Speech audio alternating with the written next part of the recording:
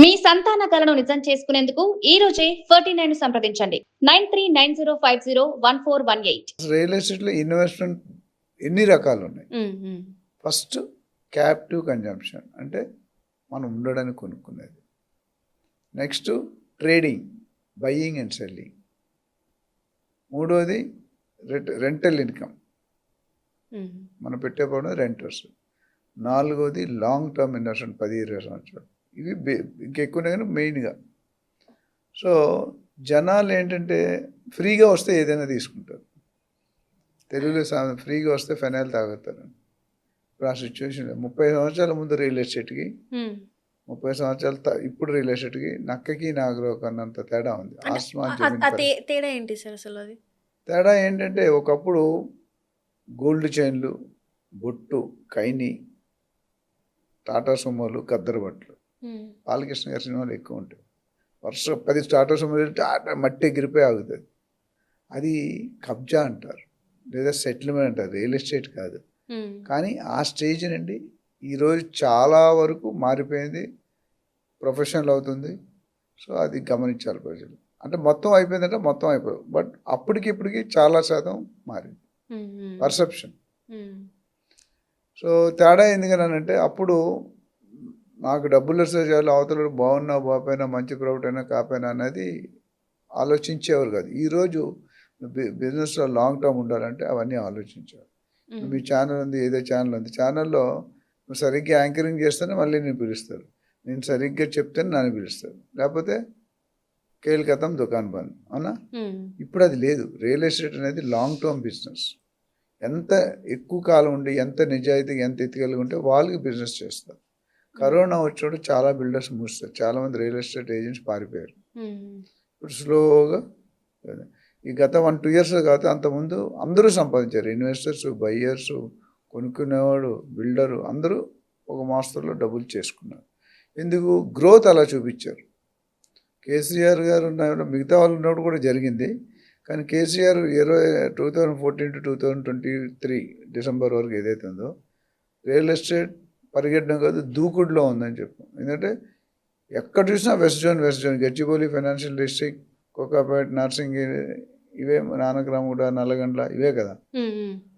కానీ ఇప్పుడు ఏమైందంటే ఒక గత 2 సంవత్సరాలు కొత్త ప్రభుత్వం వచ్చాక 2-2.5 సంవత్సరాల్లో అంత అనుకున్నంత జరగలేదు. ఎందుకు జరగలేదు? పాలసీలు, ప్రొసీజర్స్, గవర్నమెంట్ కాన్సెప్ట్స్, విజన్. అప్రూవల్స్లో 4 రకాలు ఉన్నాయి. ఇప్పుడు లేటెస్ట్గా FCDA, future city development authority. అంతకుముందు జిహెచ్ఎంసి తర్వాత హెచ్ఎండిఏ తర్వాత DTCP. ఇవన్నిటిలో ఒకటి ప్లస్ రేరా ఉండాలి. రేరా అనేది కామన్ బాడీ. సో రేరా లేకుండా నువ్వు వెనక్కి కొంటే ఇబ్బంది పడతావు నువ్వు. ఎట్లా సార్? ఏ రకంగా? ఇప్పుడు ఒక్కొక్క దానికి ఒక్కొక్కటి ఉంటుంది. ఇప్పుడు మనం స్టాండ్ అలోన్ బిల్డింగ్స్లలో ఒక రకంగా ఉంటుంది. ఇప్పుడు ఈ డిఫరెన్స్ ఎట్లా తెలుసుకోవాలి మనము? ఇప్పుడు ఏరియా బట్టి ఆల్రెడీ మనకి స్పెసిఫిక్ గవర్నమెంట్ ఆల్రెడీ దానికి కేటాయించింది. అంటే నువ్వు హెచ్ఎండి పరిధిలో ఏముంటుంది, DTCP పరిధిలో ఏముంటుంది, రేరా అంటే ఎందుకు ఇవ్వాలి, ఏ అంశాల మీద ఇవ్వాలి అనేది మనకు ఆల్రెడీ చట్టంలో ఉంది, తెలుసుకోవాలి. మీకు తెలియకపోతే నాలాంటి సీనియర్ ఎక్స్పర్ట్ వరకు వస్తే మీకు తెలియజేస్తాం. సో GHMC అనేది main city, Banjara Hill, Jubilee site, ఇవి GHMC, greater Hyderabad municipal corporation. అంతకుముందు ORR వరకు మన ఏవైతే ఏరియాలు ఉన్నాయో HMDA ఉండేది. ఇప్పుడు తర్వాత DTCP, తర్వాత గ్రామ పంచాయతీ స్లోగా పోతుంది. HMDA ఏరియాని DTCPని HMDA చేశారు. అంటే అంత దూరం కూడా వెళ్ళి HMD అనగానే వాల్యూ ఎక్కువ ఉంటుంది. GHMCలో 3 లక్షలు అనుకోండి, HMDలో ₹1,00,000 దాకా ఉంటుంది గజం. DTCలో వెళ్తే 30-40-50 వేలు, గ్రామ పంచాయతీ 5-10 వేలు. ఇప్పుడు ఆ HMDA పరిధిని DTCPని కూడా HMDలో కల్పిస్తారు. అంటే ఎక్కువ ల్యాండ్ అవైలబుల్ ఉంటుంది. ORR, RRR అనేది నేను GCube అని చెప్పాను, నీకు గుర్తుంటే, గాడ్ గివెన్ గిఫ్ట్. సో దానివల్ల ల్యాండ్ విస్తీర్ణం అవుతుంది, అవైలబిలిటీ ఉంది. ఇప్పుడు రేవంత్ రెడ్డి గారు రాగానే urban area, suburban area, rural area అని 3 భాగాల కింద ORR వరకు అర్బన్ ఏరియా. సో అప్పుడు ఏమైంది, urban area, suburban area, rural area 3 భాగాలు చేశారు. ఇప్పుడు తెలంగాణ బార్డర్ నుండి మన హైదరాబాద్ అంటే 3:30-4 గంటలు పడుతుంది. ఉమ్, ట్రిపుల్ ఆర్ రెడీ అయితే 1:30-2 గంటలు వచ్చేస్తాం. సో మీరు మోసాలు నేరాలు అన్నప్పుడు జనరల్గా ఏ బిల్డర్ కూడా ఏ డెవలపర్ కూడా 100% డబ్బులు పెట్టుకోడు. ఉమ్, చాలా తక్కువ. ఇప్పుడున్న పరిస్థితి 100 కోట్లు పెట్టంటే చాలా ఆలోచిస్తారు. కాబట్టి వాళ్ళ దగ్గర 20-30% ఉంటే మిగతా 70% జనాల దగ్గర కలెక్ట్ చేసుకుంటారు. 3 సంవత్సరాలు 4 సంవత్సరాలు ప్రాజెక్ట్ ఉంటుంది. ఉమ్, ఉమ్, ఇప్పుడు ఏమైంది, డబ్బులు లేని వాళ్ళు 10% ల్యాండ్ ఓనర్కి ఇచ్చి జీపీఆర్ హక్కులు తీసుకుంటారు, జనరల్ పవర్ ఆఫ్ అటార్నీ. తీసుకున్న తర్వాత డబ్బులు కలెక్ట్ ప్రీ లాంచ్ అని అంటారు. ప్రీ లాంచ్ అంటే అర్థం ఏంటి, ఒక తల్లి 9 నెలల కంటే 8 నెలలోనే డెలివరీ చేస్తే ప్రీ డెలివరీ అంటారు. అట్లా ఈ బిల్డర్ తప్పులేదండి. బిల్డర్ క్లియర్గా చెప్తున్నాడు, నాకు పర్మిషన్ రాలేదు, రాలేదు, డిటీసీపీ రాలేదు, హెచ్ఎండి రాలేదు, ఉమ్. కానీ నేను అమ్ముతున్నాను, అందుకనే తక్కువ రేటుకి ఇస్తున్నాను. 10,000 ఉంటే నీకు 7,000కి ఇచ్చేస్తాను. అంటే ఇప్పుడు అంత కన్స్ట్రక్షన్ అయినాక ఇప్పుడు కొన్ని ఉంటాయి సార్, కొన్ని బిల్డింగ్స్ ఉంటాయి. ఇప్పుడు మనము ఇందాక మాట్లాడుకున్నట్టు చూస్తే ఏంటంటే ఆక్యుపెన్సీ సర్టిఫికేట్, ఇది దీన్ని ఏంటంటే దీని ఇంపార్టెన్స్ ఏంటంటారు సార్ అసలు?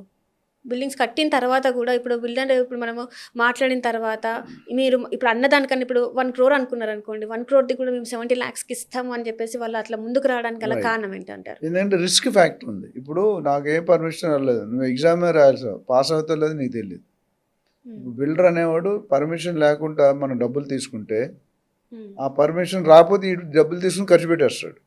మరి బయ్యర్ మోసపోతాడు కదా, ఇన్వెస్టర్ మోసపోతారు కదా. సో ప్రీ లాంచ్ అంటే నా దగ్గర ఏం లేదు, కేవలం ల్యాండ్ 10% నా పేరు ఉంది, 90% ఓనర్ పేరు ఉంది, నేను పవర్ ఆఫ్ అటార్నీ తీసుకొని లేఅవుట్ వేసుకొని పర్మిషన్ అప్లై చేసుకొని వేరే అప్పుడు అమ్మాలి. ఇవన్నీ లేకుండా అడ్వర్టైజ్ చేయడం తప్పు. గవర్నమెంట్ మరి వస్తున్నాయి కదా సార్ అడ్వర్టైజ్, ఇవే ఎక్కువ వస్తున్నాయి కదా, ప్రీ లాంచ్ ఎక్కువనే వస్తున్నాయి కదా. ఇప్పుడు బయ్యర్ మైండ్ సెట్ మీద ఉంటుందమ్మా. ఎందుకంటే నాకు రేటు కావాలా, నేను అడుగుతా రేటు కావాలా, డేట్ కావాలా, చిరంజీవి గారు పాటు ఆట కావాలా, పాట కావాలా, అట్లా నీకు మనీ కన్సెషన్ కావాలంటే రిస్క్ తీసుకుంటాం, మనీ ఎక్కువ లాభాలు రావాలి. అంటే మీరు ఇప్పుడు 7,000 కొంటున్నారు, సంవత్సరం పడుతుంది పర్మిషన్ రావడానికి, అప్పుడు 10,000 అమ్ముతాడు, మీకు మాత్రం 7,000కి వేస్తాడు. డబ్బులు 90% కట్టారు. 90% కట్టిన తర్వాత ఏమవుతుందంటే నీకు 90% 30 రోజుల్లో కట్టాలి. 5 సంవత్సరాల ప్రాజెక్టుకు 4 సంవత్సరాల ప్రాజెక్టు. 90% కట్టాక కట్టినంత వరకు నీ సన్నీళ్ళ ట్రీట్మెంట్ అల్లుడిని. ఒకసారి కట్టేసిన తర్వాత మన బతుకు డాష్ కట్టచ్చు, కట్టకపోవచ్చు, రావచ్చు, రాకపోవచ్చు, ఉండొచ్చు, ఎత్తేవచ్చు. ఇవన్నీ సందర్భం మనం రెడీగా ఉండాలి. Because you're getting 30%. So OC అనేది ఏంటంటే అంతకుముందు రియల్ ఎస్టేట్కి పర్మిషన్ ఇచ్చారు. ఏమి ఇచ్చారు అంటే పర్మిషన్ టు బిల్డ్ ఒక్కసారి ఇచ్చి వదిలేశారు. దానివల్ల ఏమైందంటే డీవియేషన్ ఎక్కువ. మొదటి తర్వాత చెక్ చేసేవారు ఒకప్పుడు 20-30 years బ్యాక్. బిల్డింగ్ ఇలాగ చూసి పాత ఇలా ఉంటాయి, కింద కరెక్ట్ ఉంటే పైన పెంచారు. సో అది కరెక్ట్ కాదు. అందుకని తర్వాత గవర్నమెంట్ ఆలోచించి permission to build, permission to operate, అంటే ముందు ఇస్తారు, మళ్ళీ లాస్ట్ అయిపోయిన తర్వాత అయ్యే కంప్లీట్ చేస్తారు, అంటే వచ్చి చెక్ చేస్తారు ఫ్యూచర్. అంత డీవియేషన్ 5-10% వరకు ఓకే. 30% డివైడ్ చేస్తే మీకు ఓసీ ఇవ్వరు. ఓసీ అంటే ఏంటి, ఇది పబ్లిక్ జనాలు నివసించడానికి అన్ని విధాలుగా అన్ని సౌకర్యాలు రెడీగా ఉన్నాయి, మీరు వచ్చి ఉండొచ్చు అని. సో దానివల్ల ఓసీ కనుక వస్తే మీకు జిఎస్టీ ఉండదు. ఓసీ వస్తే జిఎస్టీ ఉండదు. ఓసీ రాకపోతే డిఫరెంట్. ప్లస్ ఓసీ రాకుండా కూడా మేనేజ్ చేసుకొని తెచ్చుకుంటారు. వాళ్ళకి పెనాల్టీస్ ఉంటాయి. కమర్షియల్ పవర్ వేయడం, బిల్లు కొన్ని అట్లా మార్టిగేజ్ అని పెడతారు గవర్నమెంట్. మార్టిగేజ్ ఎందుకు, నేను 1000 ఫ్లాట్లు కడతాను, అందులో 10% 100 ఫ్లాట్లు గవర్నమెంట్కి మార్టిగేజ్ చేయాలి. అంటే నీకు రైట్స్ ఉండవు. గవర్నమెంట్ ఎప్పుడు రిలీజ్ చేస్తుంది, ఈ ఓసీ ఇచ్చే ముందు మొత్తం అన్నీ చెక్ చేసి అన్నీ ఉంటే మార్టిగేజ్ రిలీజ్ చేస్తారు, ఓసీ ఇస్తారు. మార్టిగేజ్ ఫ్లాట్లకి అంటే ఫ్లాట్లకు కానీ ప్లాట్లకు కానీ మీకు లోన్ రాదు, అమ్మడానికి వీలు లేదు. సో దాన్ని కూడా బిల్డర్ ఎలా సొమ్ము చేసుకుంటారంటే మీరు లాస్ట్లో ఇవ్వండి, 90% ఇచ్చి 10% మీరు లాస్ట్లో ఇవ్వండి అని డబ్బులు తీసుకుని పెడతారు. రేపు ఆ ప్రాజెక్ట్ కంప్లీట్ అయితే ఆ ఫ్లాట్ రిలీజ్ కాదు, ఫ్లాట్ కానీ ప్లాట్. అప్పుడు వీటికి ఏమి ఇస్తారు, కొనుక్కునేవాడు డబ్బులు ఇచ్చి అడ్వాన్స్ వాడికి. సో అదొక ఇబ్బంది. సో ఓసీ మార్టిగేజ్ అనేది నిర్ణయం అంటే బిల్డర్ తాలూకా క్లారిటీ. అట్లే కొన్నట్లు ఎమ్యూనిటీస్. ఇప్పుడు సార్ ప్రాజెక్ట్ చెప్పారు, ఆ ప్రాజెక్ట్లో అన్ని ఎమ్యూనిటీస్ ఇస్తున్నారు. కొంతమంది సగమే ఇస్తున్నారు, కొంతమంది 20%, 30% వరకు వదిలేస్తున్నారు, కానీ డబ్బులు కలెక్ట్ చేస్తారు. సో అది ఒక ఇబ్బంది. అంటే ఇప్పుడు ఈ ఆక్యుపెన్సీ సర్టిఫికేట్ రాకుండా ఉండుంటే అక్కడ వాళ్ళకి రావాల్సినవి ఏవి అంటే ఇప్పుడు మీరు చెప్పారు పవర్ కూడా ఇట్లా కమర్షియల్ పవర్ వస్తదని చెప్పారు. అది చెప్తున్నారా మరి బిల్డర్స్ వీళ్ళందరూ ఇది ఇట్లా ఉంది. ఇది కమర్షియల్ పవర్ వస్తది వాళ్ళైతే ఇవన్నీ చెప్తారు. చెప్తున్నారు వాళ్ళు క్లారిటీగా మాకు పర్మిషన్ రాలేదని చెప్తున్నారు. కాకపోతే రేట్ తగ్గింది కాబట్టి మన వాళ్ళు ఎగేసుకొని పరిగెడుతున్నారు బయర్స్. అంటే బిల్డర్స్ తప్పులేదు, బయర్స్ దగ్గరనే తప్పు ఉందంటారు. బయర్స్ ఎక్సైట్ ఉంది. అంటే ఆశ ఉండొచ్చు మనిషికి, అత్యాశ కూడా ఉండొచ్చు. దురాశ ఉంటే దుఃఖానికి సేటు. ఇలా జరుగుతుంది. సో తక్కువ రేట్స్ వస్తుంది. బిల్డర్ ఏంచి బయర్కి క్యారెట్ చూపిస్తున్నాడు, మంచి మీకు అట్రాక్ట్ చేస్తున్నాడు. తర్వాత ఆ క్యారెట్ ఇవ్వట్లేదు మీకు. ఏమవుతుంది? మోసం తప్ప ఇంక వేరే. కొంతమంది కావాలని చేసిన చాలామంది వాళ్ళు మునిగిపోతారు. ల్యాండ్ ఓనర్కి 10% అడ్వాన్స్ డాక్యుమెంట్స్ కూడా చెక్ చేసుకోరు. తర్వాత డాక్యుమెంట్ చెక్ చేసుకుని లీగల్ ఒపీనియన్ వెళ్తే ఆ లీగల్గా కరెక్ట్ ఉంటుంది. లీగల్గా కరెక్ట్ లేకపోతే పర్మిషన్ రావు, పర్మిషన్ లేకపోతే కట్టలేడు, కట్టకపోతే బయర్కి ఇవ్వలేడు. సో ఇదంతా ఒక సర్కిల్. అంటే ఇంక్లూజివ్ ఆల్ అని చెప్పేసి మనకి చెప్తున్నారు కదా సార్. ఇంక్లూజివ్ ఆల్ అని చెప్పేసి మనకి అన్నీ చెప్తున్నారు. ఆ ఇంక్లూజివ్ ఆల్ అంటే ఏంటి, ఏమేమి వచ్చేస్తాయి? ఎందుకంటే ఇప్పుడు మీరు చెప్పారు అమెంటీస్ కూడా ఉన్నాయా అంటున్నారు. కొన్ని దగ్గర ఏమో లేవు అంటున్నారు, కొన్ని దగ్గర మోసాలు జరుగుతున్నాయి అంటున్నారు. మరి ఈ ఇంక్లూజివ్ ఆల్ అన్న దగ్గర ఏమేమి వస్తాయి మనకి? ఇది చాలా పెద్ద సబ్జెక్ట్ ఇది. ఎందుకంటే నువ్వు ఇచ్చిన 5 నిమిషాలు చాలు. కానీ ఆల్ ఇంక్లూజివ్ అంటే నువ్వేమీ కట్టగలేదు. నువ్వు నాకు ₹1,00,00,000 అన్నా 3 బెడ్రూమ్ ఫ్లాట్, ఒక 2 బెడ్రూమ్, ₹1,00,00,000 ఈ ఆల్ ఇంక్లూజివ్ అనే టర్మ్ చాలా డేంజర్. ఎందుకంటే ఏమి ఇస్తాడు ఏమేమిటో చెప్పడు కదా ముందు. ఇప్పుడు నువ్వు 5 బెడ్రూమ్ కట్టేసి 5 ఫ్లోర్లు 10 ఫ్లోర్లు నీకు లిఫ్ట్ ఇచ్చి మెట్లు ఇస్తాడు, అయిపోయింది. అది ఎమ్యూనిటీస్ కాదు కదా. అది ఇంకొక బాధ అంటే బేస్ రేట్ చెప్తారు. ఇప్పుడు కూడా బిల్డర్స్ మార్కెట్లో అడుగు 9,000 7,000 అని పెడతాడు.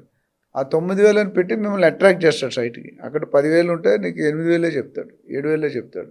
చెప్పి కస్టమర్ని సైట్కి రప్పిస్తాడు. కొంతమంది, అందరూ కాదు. రప్పించాక 80 అని చెప్పిన 8,000 కరెక్టే.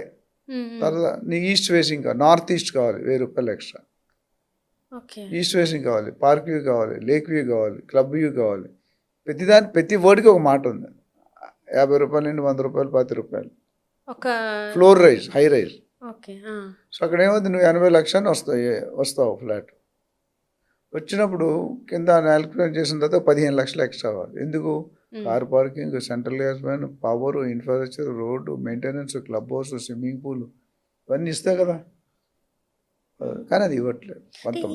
ఈ టైప్ ఆఫ్ బిల్డింగ్స్ మనకి స్టాండ్ లోన్ బిల్డింగ్స్ కావచ్చు, హై రైజ్ అపార్ట్మెంట్స్, ఇవన్నీ ఏ సైడ్ ఎక్కువ మనకి కనిపిస్తున్నాయి సార్? ఇప్పుడు ప్రస్తుతం హై రైజ్ అనేసి ఆబ్వియస్లీ ఫైనాన్స్ వెస్ట్ జోన్లోనే ఎక్కువ. మిగతా దానిలో ఇండిపెండెంట్ 5-10 ఫ్లోర్లు ఉన్నాయి.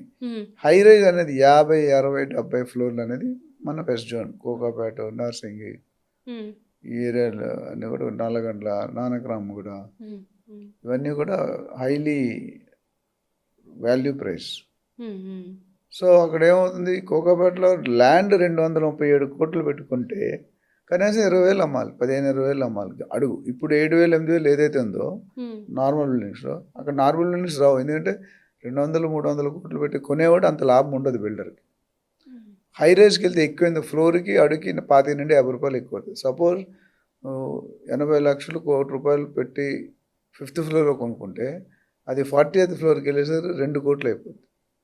తెలీదు, అదే ఫ్లోర్, అదే డిజైన్, అదే సైజ్, అదే బెడ్రూమ్. కానీ ఎత్తుకు వెళ్తున్న కొద్ది పొల్యూషన్ ఫ్రీ అనుకోండి. Western culture, pollution free, ventilation, light direct పడుతుంది, ఇలాంటి కొన్ని బెనిఫిట్స్ ఉన్నాయి. కానీ అది అవసరం లేదా అనేది మనకు కొంత పైన చూస్తే కళ్ళు తిరుగుతాయి. ఎస్పెషల్ లేడీస్కి ఎక్కువ 50 నుంచి కింద తిరిగిపోతుంది, పడదు. కొంతమంది పడుతుంది. అక్కడ ఏమవుతుందంటే మీకు తెలియకుండానే ఉచ్చులో ఇరుక్కుంటారు. అక్కడికి వెళ్ళాక చెప్తారు, ముందు చెప్పరు. ఇట్లాంటివన్నీ జరుగుతాయి. అంటే ఇంక్లూజివ్ అనుకుంటే మాత్రం మనము మీరు ఎవరైనా బయ్యర్ ఉంటే ఇంక్లూజివ్ అంటే ఏమి ఇస్తారని కనుక్కోవాలి, ముందే కనుక్కోవాలి. ఇప్పుడు టాయిలెట్లో కమోడ్ ఉంటుంది, వాష్రూమ్లో. ఆ కమోడ్ 5,000 దగ్గర నుండి 50,000 దాకా ఉంది, ఒకటే కమోడ్. మేక్స్ వేరు, బ్రాండ్స్ వేరు. రేమండ్స్, ఎలన్సాలీ, లూయిస్ విల్బీ ఇవన్నీ కూడా పెద్ద బ్రాండ్స్, క్వాలిటీ అంటే స్టాటస్ సింబల్. వీళ్ళు ఏమంటారు, ప్యారీ వేర్ ఆర్ ఈక్వివలెంట్ అని రాస్తారు. సహజంగా ప్రాపర్టీస్ కట్టడం డెలివరీ లేట్ అవుతుంది, 3 నెలలు, 6 నెలలు, 9 నెలలు, 1 year. అప్పుడు బయర్ ఎమర్జెన్సీ ఉంటుంది, ఎందుకంటే ఈఎంఐ ఎక్స్ట్రా కట్టు, ఈఎంఐ కట్టుకోవాలి, రెంట్ కట్టుకోవాలి. సో వాళ్ళు అడుగుతారు స్టాక్లో లేదు బాబు ఉండు అంటే ఇది కూడా కొంత పోర్షన్ అందరూ కాదు పోర్షన్ 2, 3, 4, 5% అందరూ కార్పొరేట్ బిల్డర్స్ ఎప్పుడు మంచిగానే చేస్తారు. సో అప్పుడు ఏమంటాడు నీకు లేట్ అయిపోతుంది గృహప్రవేశం ఇప్పుడు ఆషాఢం వస్తుంది డేట్లు లేవు ఆషాఢం ముందు చేయాలి 11, 12 లాస్ట్ డేట్ మీరు ఏం చేయాలి 1 year ఆగలేరు 6 నెలలు ఆగలేరు బిల్డర్ అది స్టాక్లో రావట్లేదు సార్ లోకల్ ఉంది వేయాలా అంటారు చేసేస్తారు. సో ఇది 5,000 అయితే అది 25,000 ఉంటుంది. లోకల్ ఎప్పుడు చూడడానికి బాగుంటాయి డూప్లికేట్ పట్టు ఎక్కువ మెరుస్తుంది ఒరిజినల్ పట్టు కంటే మీరు చీరలు కడతారు కాబట్టి అదే డూప్లికేట్ బాగా మెరుస్తుంది నిండుకుండా తొలగదు empty vessels make more noise ఆ విధంగా ఫోర్స్ఫుల్ ఫినోలెక్స్ కేబుల్ అంటారు ఫినోలెక్స్ స్టాక్ లేదని లోకల్ మేక్ వేస్తారు 50% తేడా ఇట్లా రకరకాలు సో ఇవన్నీ మోసాల కిందకి వస్తాయి కదా సార్ మరి కస్టమర్ని అంటే కొన్ని తెలిసి చేసిన తప్పులు కొన్ని తెలియక చేసిన తప్పులు కొన్ని నిజంగా స్కేర్సిటీ ఉంది సప్లై లేదని రకరకాలుగా విభజించవచ్చు. But major portion one builder agreement rare of format ఇచ్చింది ఆ ఫార్మాట్లోనే చేయాలి కానీ ఆ రేర్ ఆఫ్ ఫార్మాట్ కొంతమంది డివేట్ చేస్తున్నారు అది లిల్లీకి రేర్ తెలిసింటే కేసు వేస్తారు ఆ ఫార్మాట్లోనే మీరు చేయాలి ఓన్లీ పేరు వాల్యూ ఫ్లాట్ నెంబర్ మారాలి మిగతా అన్నీ సేమ్ టు సేమ్ ఉండాలి కానీ అలా చేయట్లేదు. సో దీనివల్ల ఈ మోసాలు అనేది ఎక్కువ శాతం జరిగే అవకాశాలు 1-sided అగ్రిమెంట్ ఉంటుంది సేల్ అగ్రిమెంట్ 1-sided అప్పుడు లవ్ అనేది 1-sided అవ్వంటే సక్సెస్ కాదు 2 sides ఉంటే బయ్యర్ సేఫ్టీ చూసుకోవాలి బిల్డర్ సేఫ్టీ చూసుకోవాలి కానీ ఇక్కడ కొన్నిట్లో అలా జరగట్లేదు దానివల్ల కూడా ప్రజలు ఇబ్బందికి గురవుతున్నారు. డేట్స్ ఇచ్చి ప్రీ లాంచ్లో ఒక డేట్ ఇచ్చి ఇప్పటికి కూడా కొన్ని ప్రాజెక్ట్ హైదరాబాద్లో 15-20 సంవత్సరాలు డిలే అయినాయి 15-20 సంవత్సరాల ఇప్పటికే ఉన్నాయి మార్కెట్ ఆన్ ది టేబుల్ పేరు చెప్పను కానీ ఎవరైనా తెలుసుకుంటే మనం ఆఫ్ ది లైన్ మాట్లాడితే నేను చెప్తాను.